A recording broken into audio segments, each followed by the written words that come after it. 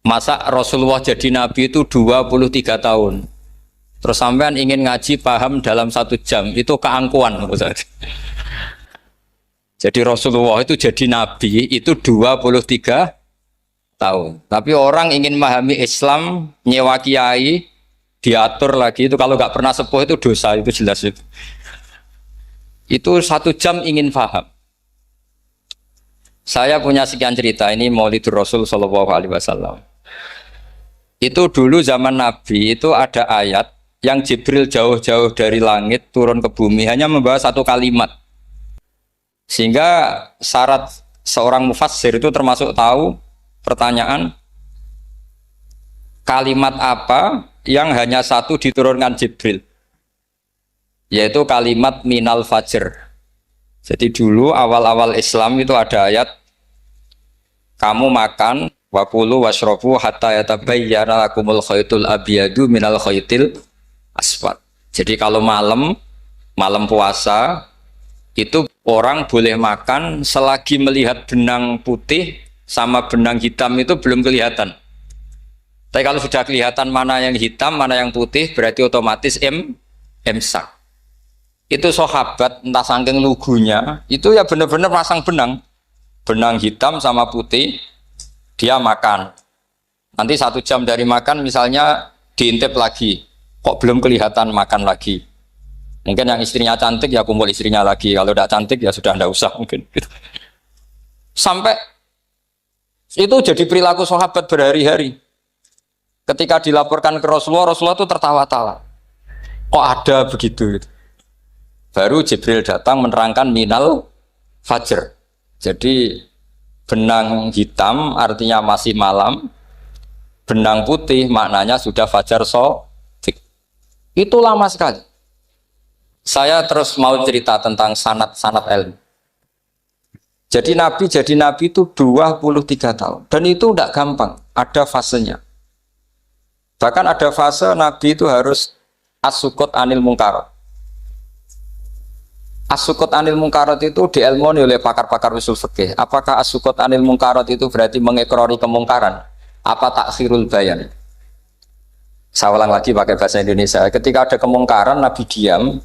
Itu diamnya karena nyari momen untuk ngandani.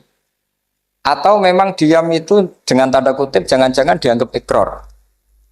Makanya ulama usul fikih itu berdebat. Diamnya Nabi ketika melihat kemungkaran di awal Islam itu karena ada ma huwa aham, ada yang lebih penting yaitu menerangkan tauhid.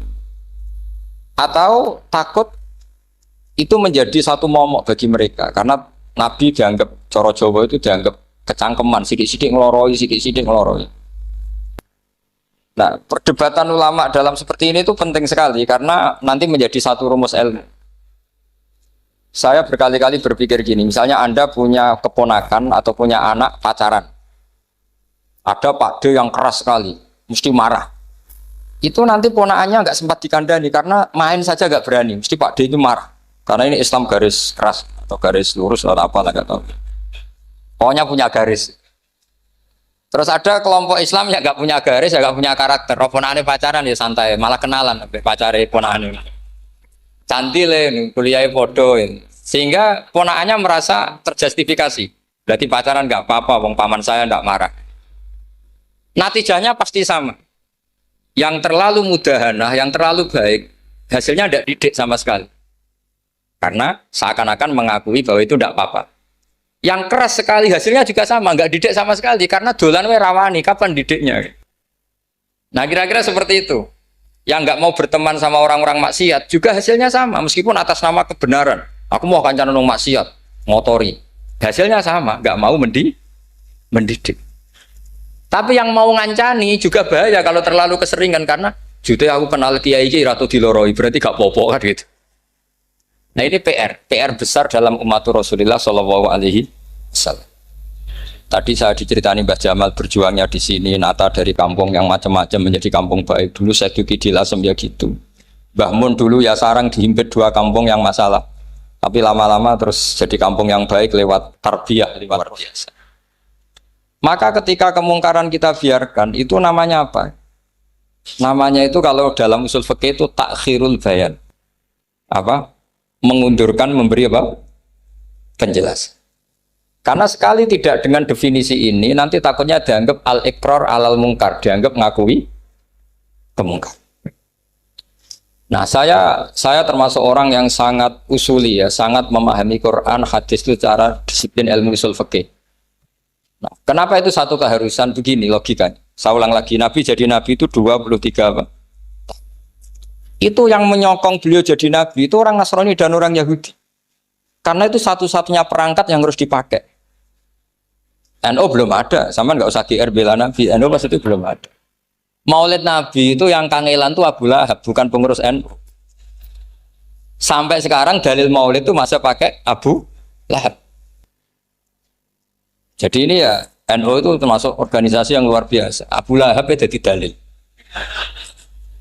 Jadi Abu Lahab dengar kalau iparnya, Abu Lahab itu iparnya Aminah, iparnya Sayyidah siapa? Dengar Aminah lahir, nggak punya suami, saking senengnya candalemnya beliau, itu dimerdekakan. Ya setidaknya untuk hari Senin tak sebut beliau karena pas soleh. Nanti Selasa Rabu sudah. Itu dimerdekakan.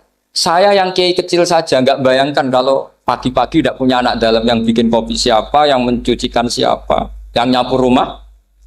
Tapi Abu Lahab saking senengnya punya ponakan itu dikasihkan. Sudah Suwaibah kamu pakai saja. Sudah biar melayani kamu, ngurusin kamu.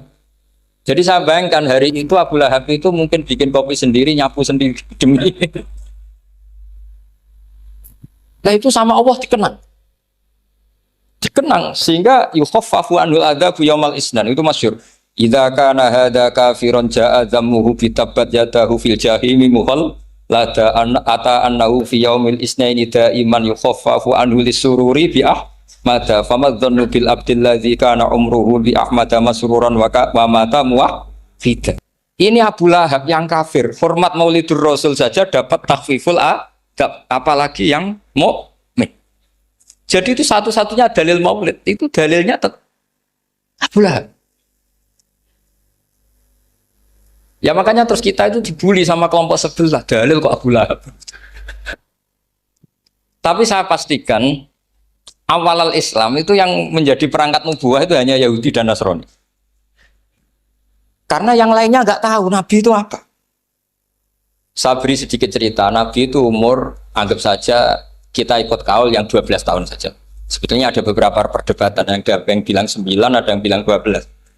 Tapi yang debat tidak usah didengerin, sama-sama nggak tahu kok ngotot. Kadang orang debat yang lucu, sama-sama nggak tahu kok ngotot. Anggap saja 12. Nabi datang ke Syam. Syam itu ya sekitar Syria, Lebanon, Palestina itu Syam. Itu pertama yang tahu kalau beliau Nabi itu ya rohib. Rohib itu terjemahnya ya pendeta. Rohib, Bukhaira, nemuin Abu Thalib. Itu siapa? Ini anak saya.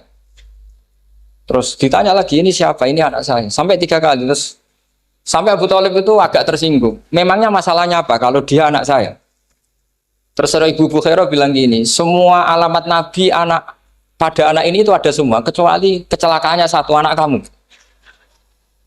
Loh memangnya masalahnya apa? Karena alamatnya Nabi di Taurat dan Injil itu yatim, sementara ini punya bapak kamu, ini masalah.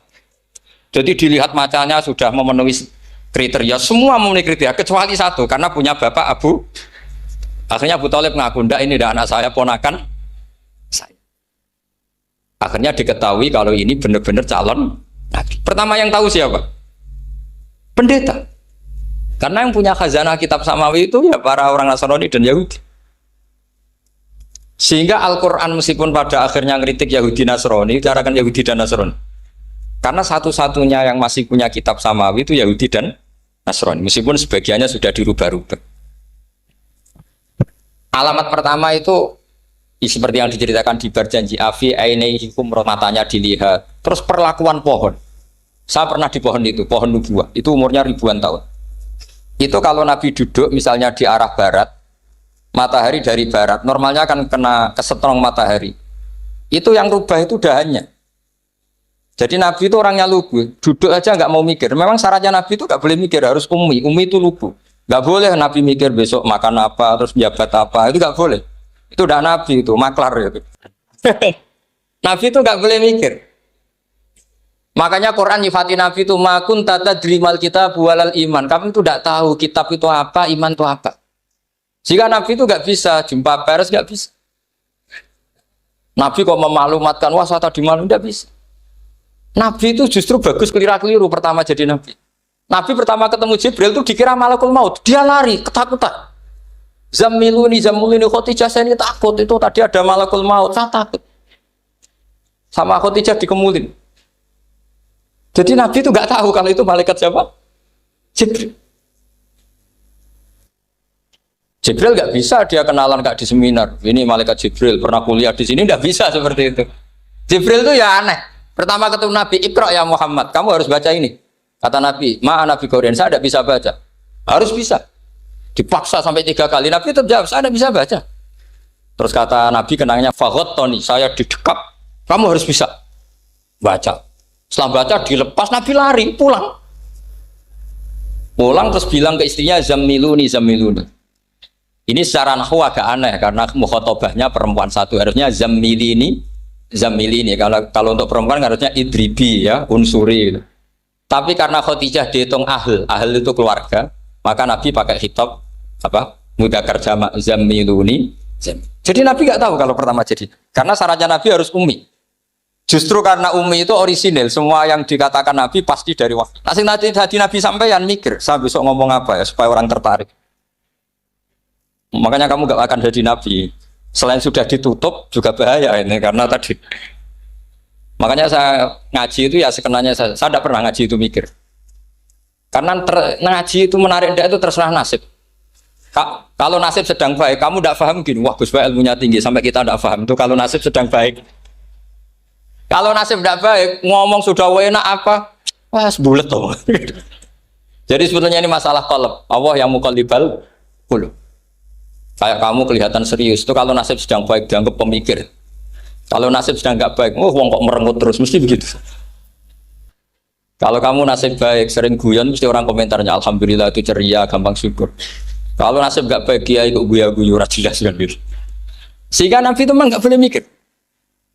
Sehingga diistilahkan makun tadri mal kitab walal iman. Kamu itu tidak tahu Muhammad kitab itu apa iman. Justru itu bagus. Nggak tahu itu bagus kalau untuk Nabi. Kalau untuk apa? Sehingga orisinil datang ke Khadijah, Zamiluni. Jawabannya Khadijah lucu. Kamu betul ketemu orang seperti ini ke makhluk seperti ini nih. Iya kata Nabi. Itu Khadijah itu kacaunya bukan main. Khadijah itu kacau. Khadijah itu Khadijatul Kubra, masuk manaqib yang dicintai Mbah. Ini mbah-mbahnya Habib, ini Muhammad bin Anis. Khadijah bilang gini, ya gini saja Mas. Suatu saat kalau teman kamu itu datang bilang ke saya, iya kata Nabi. Gak ngerti kalau ini dites. Suatu saat Jibril itu datang lagi. Nabi juga, ini loh temanku. Kalau bilang Jibril itu ini temanku datang lagi. Khadijah fahasarat an fakhidiyah.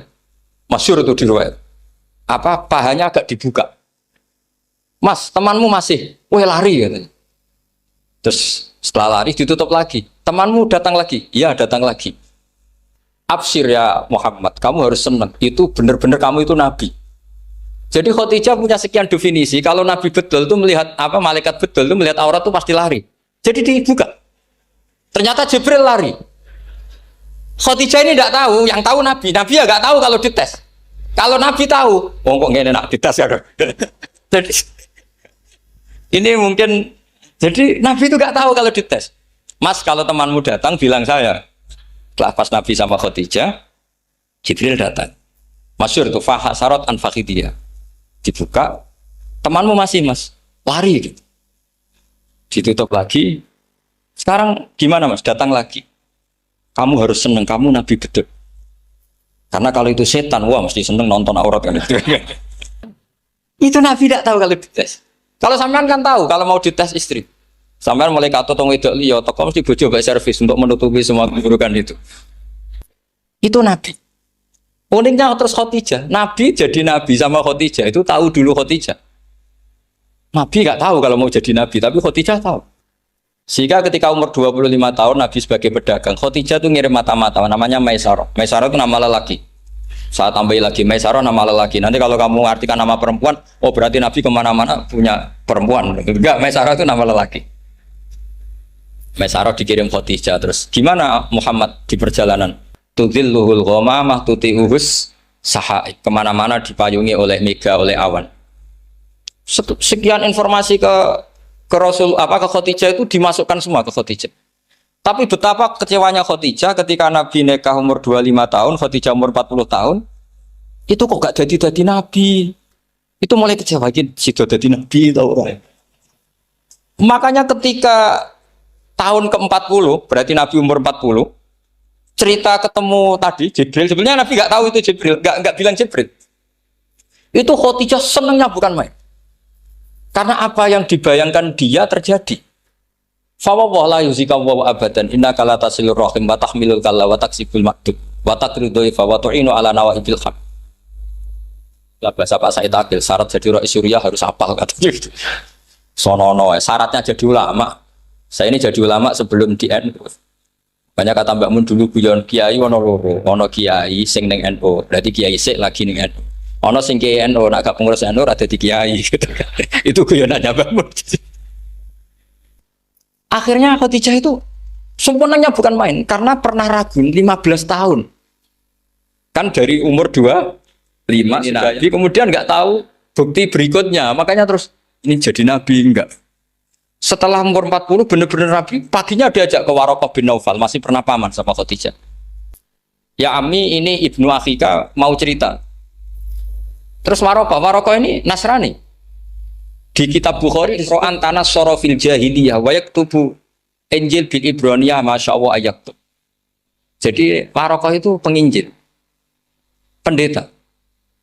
Tapi nanti loh kamu jangan salah paham. Terus kayak pendeta sekarang ada periode di mana Injil masih asli dan ada periode ini yang sudah muharraf. Itu kan ya itu lafaznya ulama sudah. Akhirnya Waraqah tanya, kamu ngomong saja ya Ibnu Akhi, manggilnya seperti itu. Akhirnya Nabi cerita ketemu Jibril, enggak sebenarnya beliau enggak tahu itu Jibril cerita. Terus kata Waraqah, hadan namus alladzi ja'a bi Musa. Masih pakai bahasa namus, hadan namus alladzi ja'a bi Musa. Itu namus semacam malaikat yang mendatangi Musa. Terus uniknya Waraqah bilang gini, wa iyudrikni yaumukan ansuruka nasron mu'azzar. Andaikan saya menemukan hari ketika kamu jadi nabi, akan saya bila mati-matian. Kapan itu, paman? Khina yusrijuka kaumu, ketika kamu diusir oleh kaum kamu. Nabi sebagai orang baik, makanya GR jadi orang baik itu ya boleh. Nabi sebagai orang baik itu tanya, awamu khrijiyahum. Kalau kiai-kiai mana nih, awamu khrijiyah ana ta iku wong sing ngetono ingsun hum utai kaumi. Masa saya nanti diusir kaum saya? Saya ini termasuk keluarga terhormat. Perilaku saya baik. Masa saya nanti diusir? Terus kata Waraqah, tidak ada seorang pun yang jadi nabi kecuali nanti ngalami diusir. Jadi yang tahu mau diusir itu ya Waraqah. Nabi malah tanya, masa saya nanti diusir? Karena tadi syaratnya Nabi harus ummi. Ummi itu keibu-ibuan. Jadi nggak tahu. Tapi nggak tahu di Nabi itu sifatu madkhin, sifat pujian. Bukan sifatu naqsin, sifat apa? Kekurangan. Akhirnya Nabi mulai sadar. Wah, jadi Nabi tenan kan gitu. Jadi saya ini termasuk orang yang sangat-sangat susah ketika orang ingin belajar Islam itu instan. Dulu Nabi jadi Nabi itu 23 tahun. Itu untuk menemukan teori masbuk, tidak nyalip imam, itu Nabi juga lama. Jadi dulu sahabat itu kayak anak-anak kecil zaman saya kecil. Itu kalau imam sudah rakaat ketiga atau rakaat keempat, itu kalau orang-orang desa kan langsung takbir, terus dia sholat. Sholat sampai 3 rakaat nyalip siapa? Imam. Nanti di rakaat keempat baru sama imam. Imam salam dia ikut salam. Itu hebat betul. Itu sama sekali nggak salah. Kalau ditanya, lo kok ikut salam? Kan sudah sama-sama 4 rakaat karena imamnya dia apa? Disalib. Jadi dia takbir terus tahu imamnya rakaat ketiga atau keempat terus nyalip sampai ke rakaat yang sama. Nanti salamnya bareng-bareng imam. Itu dulu sahabat ya gitu. Kalau Rasulullah sudah di rakaat keempat atau ketiga langsung mereka takbir Allahu Akbar nyalip. Setelah nyalip menyamakan dengan Rasulullah, Rasulullah salam juga ikut salam.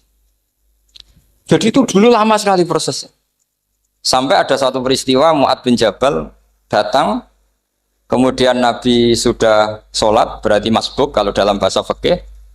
Mu'ad langsung ikuti Nabi, setelah Nabi salam baru Mu'ad menambahkan jumlah rakaat yang tertinggal. Terus semenjak itu jadi sunnah, jadi sunnatan mutaba'ah kalau masbuk ikut imam, kemudian hanya menambahkan rakaat yang apa? Itu 23 tahun. Jadi saya ngisi 20 menit yang nggak paham, 2 jam yang nggak paham, 3 jam yang nggak mungkin paham. Daripada gitu ya 20 menit saja. Ya itu betul, karena saya tidak punya kemampuan untuk itu. Saya masih ingat, saya ngaji umum pertama itu di hallnya abahnya Pak Hamid Pasuruan di Lasem. Kedua di Pak Hamid Pasuruan kemarin.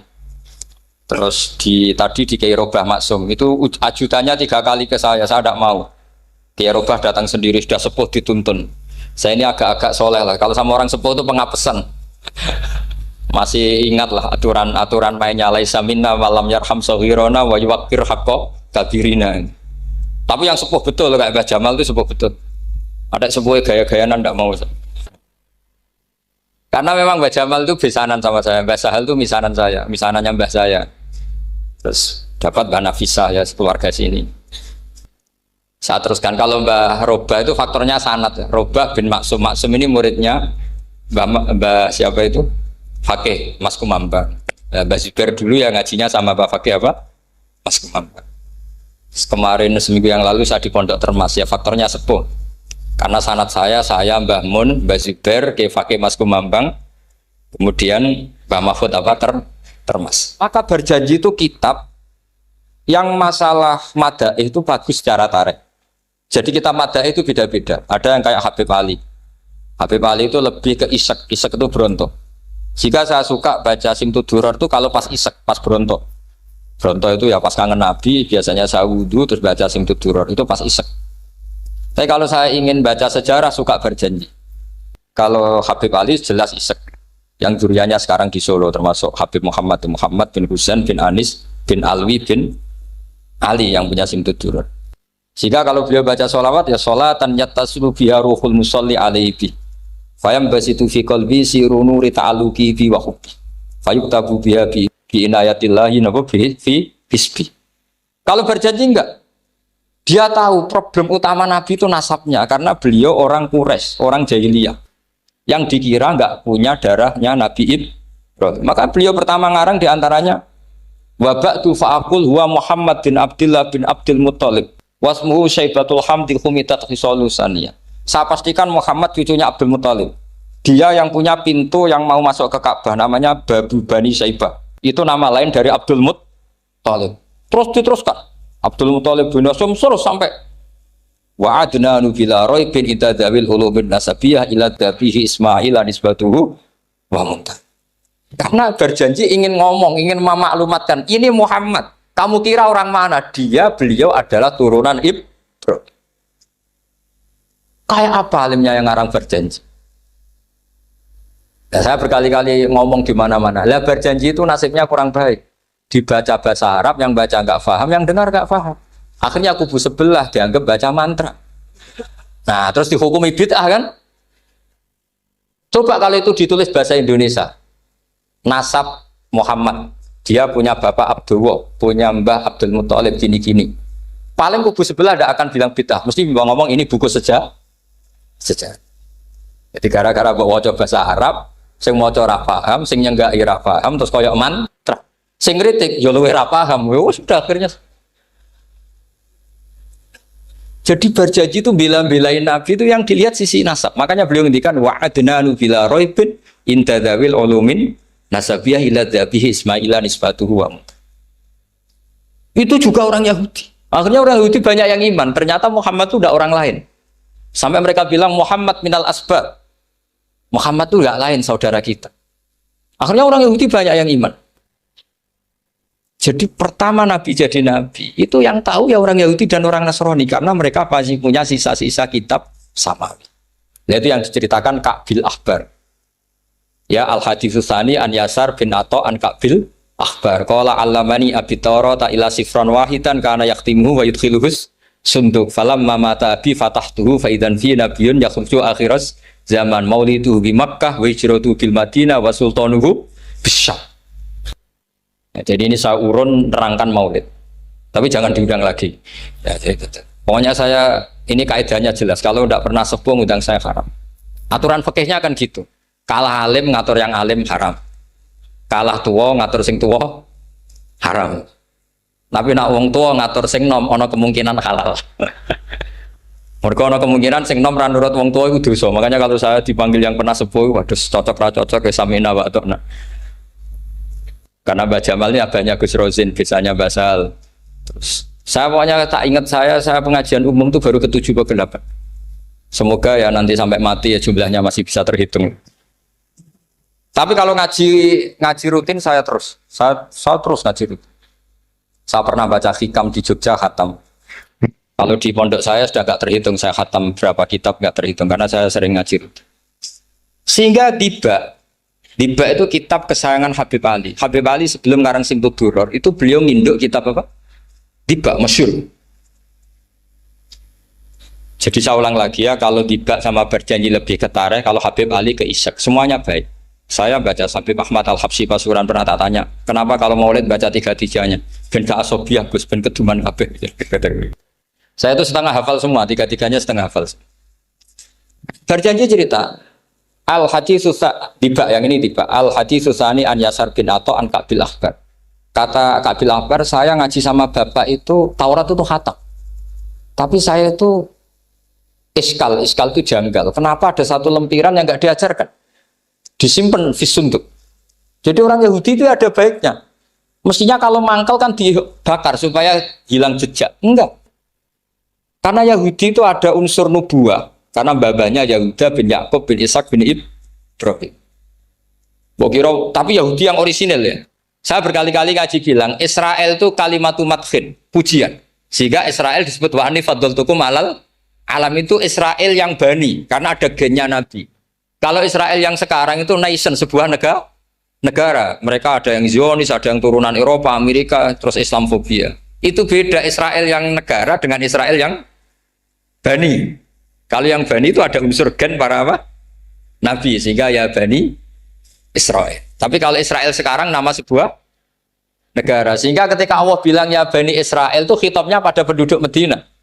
Kenapa? Karena penduduk Medina zaman itu banyak yang keturunan Nabi Ibrahim alaihis salam. Jadi Israel di Quran itu bukan nama sebuah negara, nama sebuah turunan. Sehingga disebut ya Bani Israel, he anak turune Israel. Kita tahu Israel nama lain daripada Nabi Yakub.